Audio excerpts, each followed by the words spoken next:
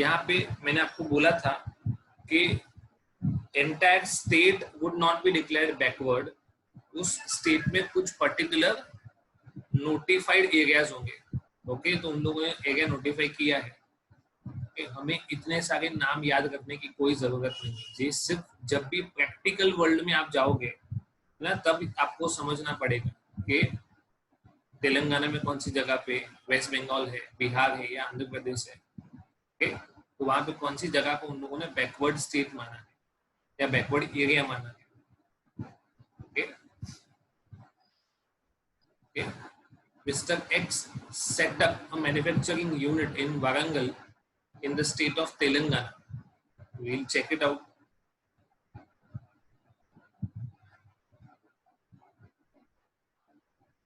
Warangal's name is there. On 1st June 2019, it invested rupees 30 crore in new plant and machinery on 1st June. He further invested rupees 25 crore in the plant and machinery on 1st 11, out of which rupees 5 crore was second-hand plant and machinery. Computer depreciation, उन लोगों ने खाली depreciation पूछा है। Okay, तो whenever we are setting up a manufacturing unit in a notified backward area, तो क्या क्या मिलता है हम लोगों को? नॉर्मल डेप्रीशिएशन, एडिशनल डेप्रीशिएशन और डिडक्शन। तो डिडक्शन की यहाँ पे बात नहीं है, तो normal depreciation 15%, additional 35%, but this is on new plant and machinery. Second hand plant and machinery होगा तो सिर्फ नॉर्मल डेप्रिसिएशन 15%। ओके, कैलकुलेट करते हैं। 1 जून 2019 को कितना इन्वेस्टमेंट है? 30 crore. Okay, more than 180 days हुआ तो इस पे 2 डेप्रिसिएशन मिलेंगे, एक होगा 15%, दूसरा होगा 35%। Just a minute.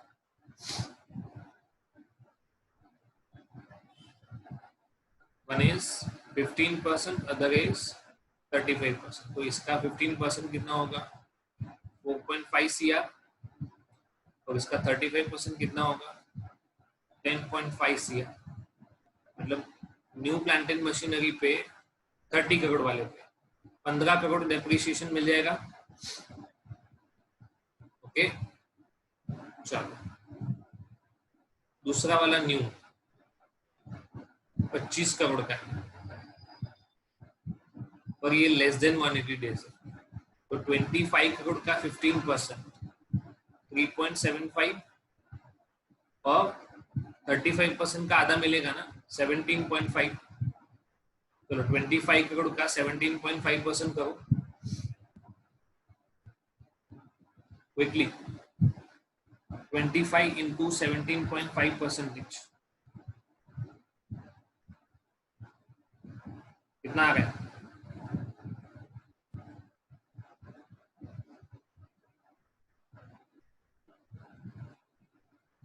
Oh, I made a mistake. नहीं आएगा, ये गलत हो गया। ये लेस देन 180 है, मतलब इधर हाफ आएगा 7.5%, 1.875। ये हो गया न्यू प्लांट एंड मशीनरी पे। मिस्टेक, गलती रेक्टिफाई करते हैं। मैंने पूरा 25 करोड़ का न्यू प्लांट एंड मशीनरी ले लिया, इसमें 20 करोड़ है।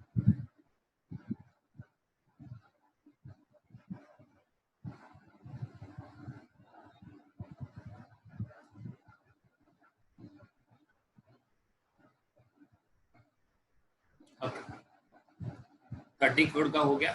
अभी दूसरा 20 करोड़ का न्यू प्लांट एंड मशीनरी है, लेस देन 180 डेज है क्योंकि 1 नवंबर है, तो 20 करोड़ का 7.5%, 1.5 करोड़ और 17.5%, ये नॉर्मल डेप्रिसिएशन है, ये एडिशनल डेप्रिसिएशन, और जो 5 करोड़ बचा उसपे सिर्फ normal depreciation. Okay, it would B 0.375 CR. Total कितना होगा देखो, ये 15 करोड़ है, फिर ये वाला 5 करोड़ है, ये वाला 0.375, 15 + 5 20 + 0.375 20.375. ये पहला, ये दूसरा और ये तीसरा. हमारा मेथड अलग है, उनका मेथड अलग है, बट बेसिकली ये आपका आंसर. ओके, चलो उसके साथ दूसरा चीज क्या पूछा है आपको, is mister x entitled for any other benefit in respect of such investment. Obvious, उसने नए प्लांट एंड मशीनरी में जितना भी इन्वेस्टमेंट किया होगा उसके ऊपर उसको सेक्शन 32 ED में 15% रिडक्शन मिलता है ना. मैंने आपको यहाँ पे 2 चीजें लिखी थी, देखो, ये नॉर्मल डेप्रिसिएशन, एडिशनल डेप्रिसिएशन, ये तो कैलकुलेट किया, और क्या मिलेगा, रिडक्शन अंडर सेक्शन 32 AD कितना मिलेगा, 15%, irrespective of number of days, है ना. तो नए प्लांट एंड मशीनरी में टोटल इन्वेस्टमेंट 50 करोड़ का है, उसका 15%, दैट इज 7.5% आपको एडिशनल रिडक्शन मिलेगा on new plant and machinery. Here comes the main section, expenditure on scientific research. Okay, ये एग्जाम के पॉइंट ऑफ व्यू से काफी इंपॉर्टेंट सेक्शन है और रियल लाइफ के पॉइंट ऑफ व्यू से भी है. इसको टैक्स बेनिफिट के पर्पस के लिए काफी यूज किया जाता है. ओके, तो सबसे पहला term, what is a scientific research? It is any activity for the extension of knowledge in the field of natural, applied science, agriculture, animal husbandry और fisheries. इनमें से किसी भी फील्ड में आपका नॉलेज एक्सटेंशन का एक्टिविटी है, कुछ नया रिसर्च करना है, that is called scientific research. और इन पर्पसेस के लिए आप जो भी खर्चा करोगे उसको क्या कहा जाएगा, scientific research expenditure. Okay, but it does not include any expenditure incurred in the acquisition of rights. मतलब किसी और ने साइंटिफिक रिसर्च किया और आपने वो परचेस कर लिया, then it will not qualify for scientific research expenditure. आपने किसी का intangible asset खरीद लिया, मतलब एक्स ने रिसर्च किया और एक्स का जो रिसर्च है वो सक्सेसफुल हुआ, तो उसने पूरा रिसर्च वाई को बेच दिया, तो बेसिकली रिसर्च एक्सपेंडिचर एक्स ने किया, वाई ने तो वो पूरा परचेस कर लिया, तो वाई के लिए वो साइंटिफिक रिसर्च एक्सपेंडिचर नहीं होगा. It will be an expenditure of intangible assets. Okay, scientific research related to a business और a class of business. Okay, scientific research related to a business or a class of business would include any scientific research which may lead to or facilitate an extension of that business.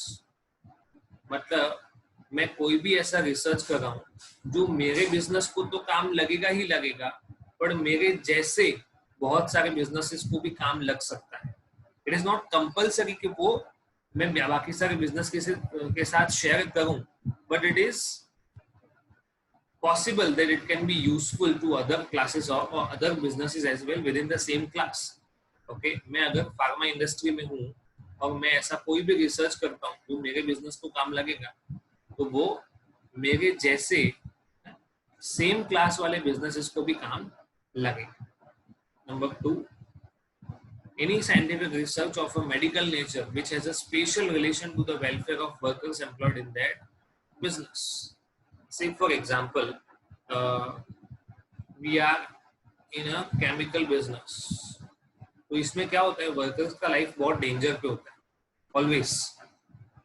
तो in that case हमारी company ने कुछ research किया और हमारी company में काम करने वाले लोग एज वेल एज बाकी सारी कंपनीज में, मतलब जो बाकी सारी केमिकल इंडस्ट्रीज हैं उसमें काम करने वाले लोगों को भी हेल्पफुल होगा। हमने ऐसा कोई सेफ्टी मैकेनिज्म डिजाइन किया है जिससे वर्कर्स की लाइफ पे मिनिमल या नेग्लिजिबल इम्पैक्ट आए। Okay, so that is something which is helping your business as well as same class of business as well. Okay, तो एक्सपेंडिचर किस तरह से हो सकता है, how, what kind of expenditure. Okay, so you are a company engaged in the business of biotech or in any business of manufacture or production not being an article specified in the 11th schedule. ये याद रखने की जरूरत नहीं है अभी, simple है। या तो आप बायोटेक का बिजनेस कर रहे हो या तो कोई और भी चीज का मैन्युफैक्चरिंग कर रहे हो on an approved in house research, मतलब आपने किसी को पैसा दिया नहीं है, आपने इन हाउस रिसर्च के लिए ये सारा खर्चा किया है, बट वो ज्यादातर किससे रिलेटेड है, बायोटेक्नोलॉजी से रिलेटेड है। ओके, आपको कितना % एक्सपेंडिचर क्लेम करने का अलाउ होगा, 150% ऑफ एक्सपेंडिचर। समझो आपने 10 लाख का खर्चा किया तो government that is income tax आपको 15 लाख रुपए का डिडक्शन देगा। बट ये एक्सपेंडिचर कौन सी चीज में, एक्सपेंडिचर कोई भी चीज में कर सकते हो, बट डिडक्शन सिर्फ कौन सा मिलेगा, other than land and building का। मतलब आपने ये 10 लाख में से 4 लाख रुपए का खर्चा लैंड एंड बिल्डिंग में किया है, 6 लाख रुपए का प्लांट एंड मशीनरी में किया है, तो 10 लाख का 15% नहीं मिलेगा, 10 लाख का 150% नहीं मिलेगा, 6 लाख का 150% मिलेगा, that is 9 lakh. Land and building जो है उस पे 150, see very careful, they do not give 150%, weighted deduction उस पे नहीं मिलेगा। ओके, बट लैंड छोड़ के बिल्डिंग पे 100% डिडक्शन तो मिल सकता है, हम आगे पढ़ेंगे। ओके, लैंड पे किसी भी तरह का डिडक्शन नहीं मिलेगा, ओके, बट बिल्डिंग में 100% तो मिल ही सकता है। दूसरा, इनकर्ड बाय असेसी ऑन, ये इन हाउस है, मतलब हम खुद ये रिसर्च कर रहे हैं। ओके, दूसरा कौन सा है, incurred by assessee on scientific research related to business। हमने किसी को पैसा दिया, ओके, और हम लोग कौन सा रिसर्च करवा रहे हैं, साइंटिफिक रिसर्च। पहले में बायोटेक था, दूसरे में अदर देन बायोटेक होगा। ये क्या होगा, other than biotech. Revenue expenditure पे 100%, कैपिटल एक्सपेंडिचर पे भी 100%, बट उसमें किस पे नहीं मिलेगा, लैंड पे। तो कौन सा मिलेगा, बिल्डिंग, प्लांट, मशीनरीज, इस पे तो मिलेगा ही मिलेगा। तीसरा, हम खुद रिसर्च नहीं कर रहे हैं बट हम डोनेट कर रहे हैं, वी आर डोनेटिंग, है ना। पेड टू का मतलब क्या बोलेंगे, डोनेशन। किसको डोनेशन दे रहे हैं, हमारा कंपनी किसी और कंपनी को दे रहा है, किसी नोटिफाइड या approved university, college, research association, other institution. और इसका पर्पस क्या है, देखो यही चीज नीचे भी है, ओके, पर इधर पर्पस क्या है, सोशल साइंस और स्टैटिस्टिकल रिसर्च। तो इन दो केसेस में 100%, and at the same time if the amount is paid, देखो इधर भी approved university, college, research association है, बट साइंटिफिक रिसर्च के लिए किया, पर्पस बदल गया, एजेंसीज वो की वही रही, इधर सोशल साइंस है, इधर साइंटिफिक रिसर्च है, तो कितना रिडक्शन हो जाएगा, 150%।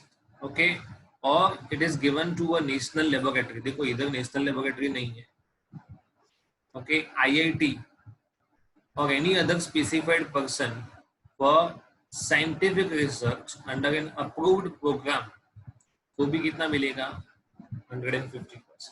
तो इसको 4 अलग अलग चीजों में डिवाइड किया हुआ है, 150%, 100%, 100% and again 150%।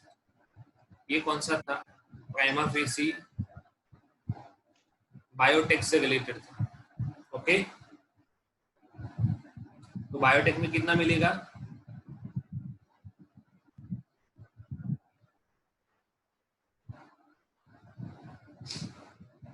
What is the amount in biotech, बोलो।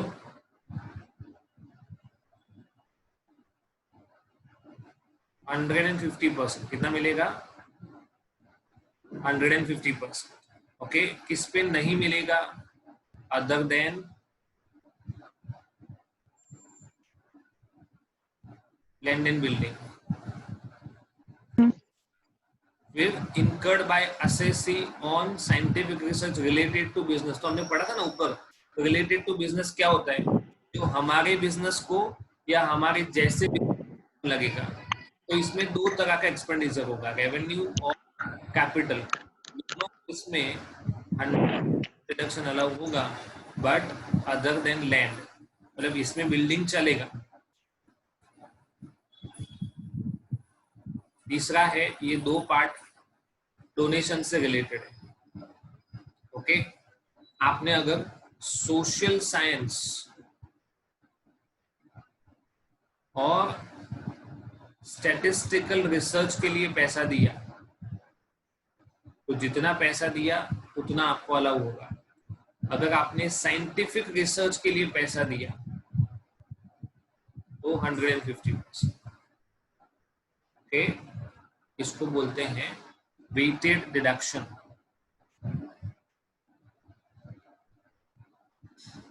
अभी उसका आपको डिटेल में एक्सप्लेनेशन दिया हुआ है। इसने इनकर किया है एक्सपेंडिचर, असेसी ने कौन सा टाइप का एक्सपेंडिचर इनकर किया है? रेवेन्यू। तो करंट ईयर में और जिस ईयर में आपने बिजनेस स्टार्ट किया उसके प्रीवियस 3 इयर्स में आपने जो भी एक्सपेंडिचर किया होगा, ओके। जिस ईयर में बिजनेस स्टार्ट हो रहा है तो उस ईयर में भी आप, मतलब पहले क्या होगा, आप बिजनेस स्टार्ट करने से पहले रिसर्च एंड डेवलपमेंट का एक्सपेंडिचर करोगे ना, क्योंकि आपका बिजनेस पूरा रिसर्च पे डेवलप्ड है, बेस्ड है।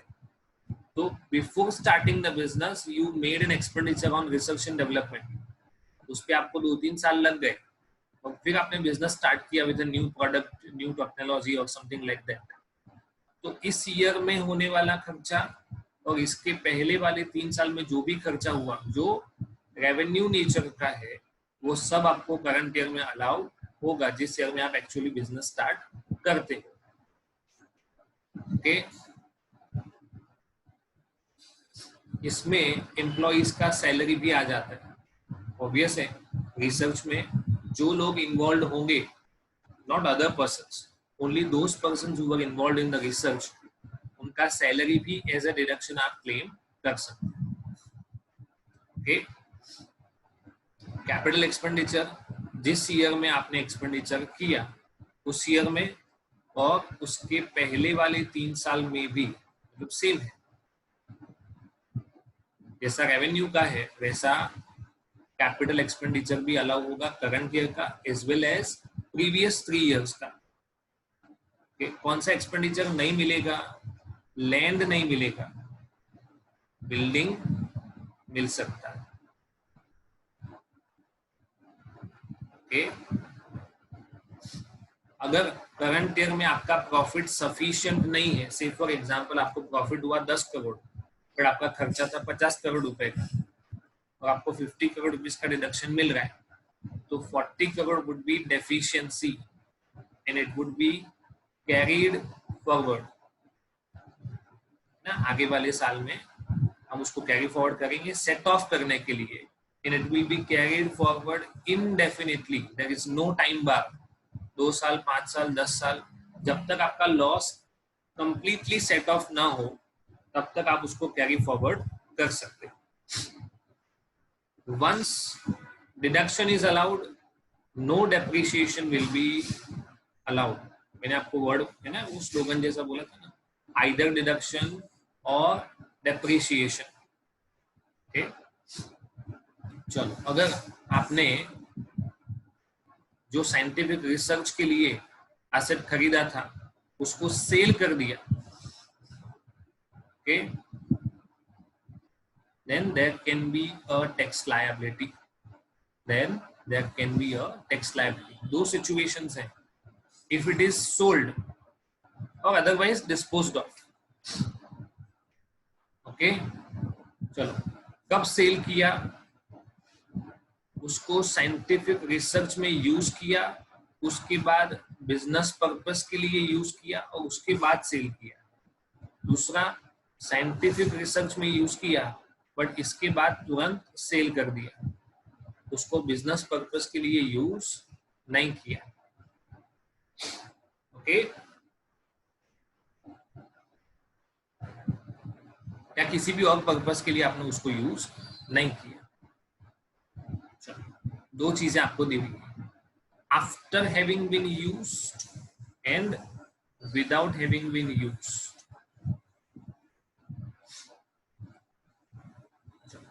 It may be noted that in such cases the actual cost would be nil. Obvious है, क्योंकि आपका साइंटिफिक रिसर्च का 100% डिडक्शन आपने क्लेम कर दिया है, तो आपका एक्चुअल कॉस्ट नील हो जाएगा. हमने पॉइंट नंबर 8 में पढ़ा था, सेक्शन 32 पॉइंट नंबर 8, जहाँ पे आपको 100% डिडक्शन हो जाएगा, वहाँ पे आपका एक्चुअल कॉस्ट हो जाएगा नील. अगर एक्चुअल कॉस्ट नील हो गया तो no depreciation would be allowed. तो जितना पैसा मिला, ओके, सी लिखा हुआ है, on sale of such asset the money payable along with scrap value if any could be brought to charge under section 41 subsection 1, means it would be chargeable under the head PGBP. okay,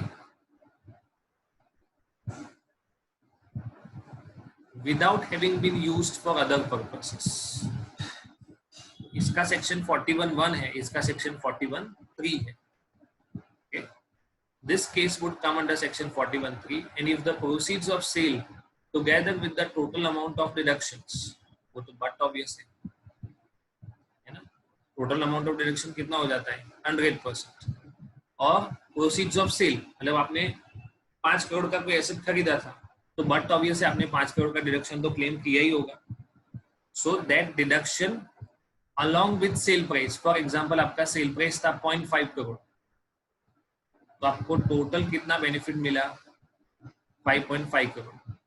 it exceeds the capital expenditure, आपने कितना खर्चा किया था 5 crore. Then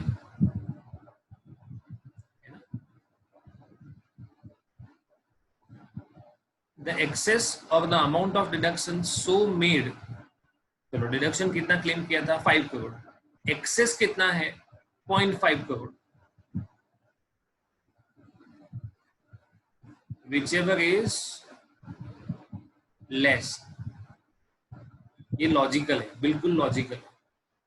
से for example आपका asset का deduction आपने claim किया 5 करोड़ और आपको मिला 6 crore, total 11 crore. Is but obvious greater than 5 crore. Difference कितना है 6 करोड़, आपने डिडक्शन क्लेम किया था 5 crore, which ever is less. जितना डिडक्शन क्लेम किया था वो वापस टैक्सेबल हो जाएगा, पर उससे ज्यादा नहीं. What ever amount of deduction was claim. और ये बहुत रेयर सिचुएशन है कि आप किसी भी एसेट को साइंटिफिक रिसर्च के लिए यूज करो, उसके बाद भी आपको उससे ज्यादा पैसा मिले, मतलब 5 करोड़ की एसेट का 6 करोड़ मिले, वो नेग्लिजिबल पॉसिबिलिटीज होती है. तो हर एक केस में यही सिचुएशन होगा कि आपको जितना एक्सेस अमाउंट मिला या तो आपको जितना सेल प्राइस मिला, that would be taxable as PGBP. Simple है.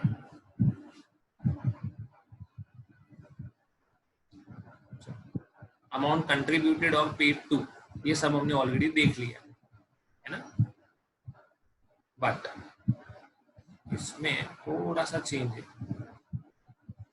प्रीवियस ईयर 1920 तक, मतलब करंट ईयर में जो अभी हमारा फाइनेंशियल ईयर खत्म हुआ तब तक का अगर एक्सपेंडिचर होगा तो 150%। जैसे ही आप करंट ईयर में आ गए तो करंट प्रीवियस ईयर कौन सा है 2021, अब से वो 100% मिलेगा। जहां जहां पे 150% था वो अब कितना हो जाएगा 100% from current year, current financial year. Previous financial year तक वो 150% ही था।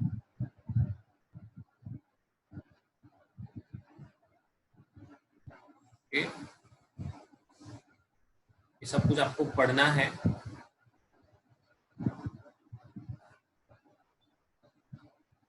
यहाँ भी देखो लिखा हुआ है, जो नेशनल लेबोरेटरी को हमने कंट्रीब्यूट किया था वो 150% मिलेगा, बट अब कितना हो जाएगा 100%। Company engage in the business of biotech 150%, अब कितना हो जाएगा 100%।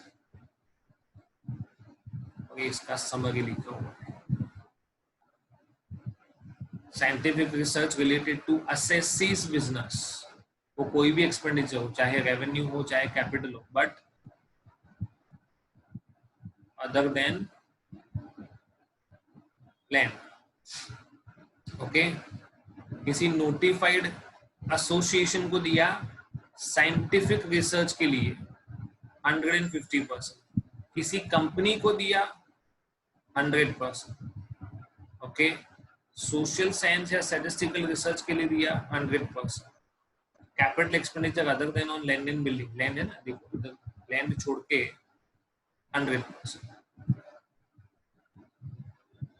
Again national laboratory IIT for approved program 150%, but objective क्या होना चाहिए साइंटिफिक रिसर्च। बायोटेक होगा तो भी 150%।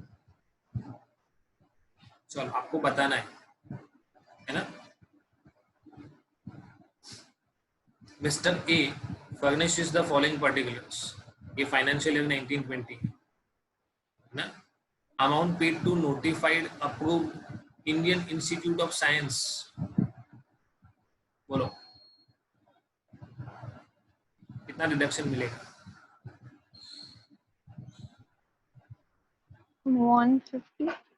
150%। Okay, amount paid to IIT है ना, IIT का तो नाम स्पेसिफिक था 150 to a company, company word आया मतलब 100%, देखो इधर है किसको पे किया है, कंपनी को पे किया, बराबर। चलो इन हाउस रिसर्च,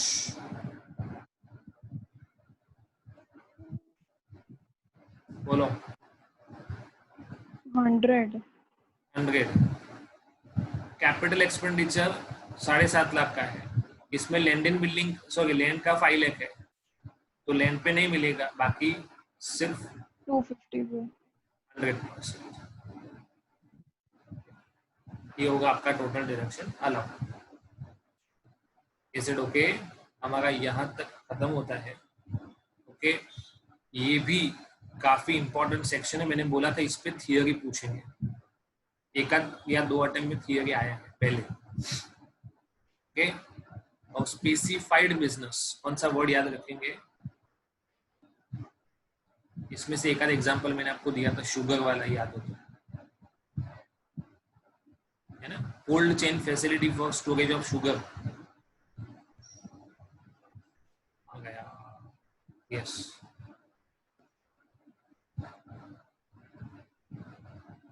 बहुत सारे स्पेसिफाइड बिजनेसेस हैं जिसमें आप इन्वेस्टमेंट करोगे तो आपको इन्वेस्टमेंट लिंक्ड टैक्स इंसेंटिव मिलता है, you are getting an investment linked tax incentive.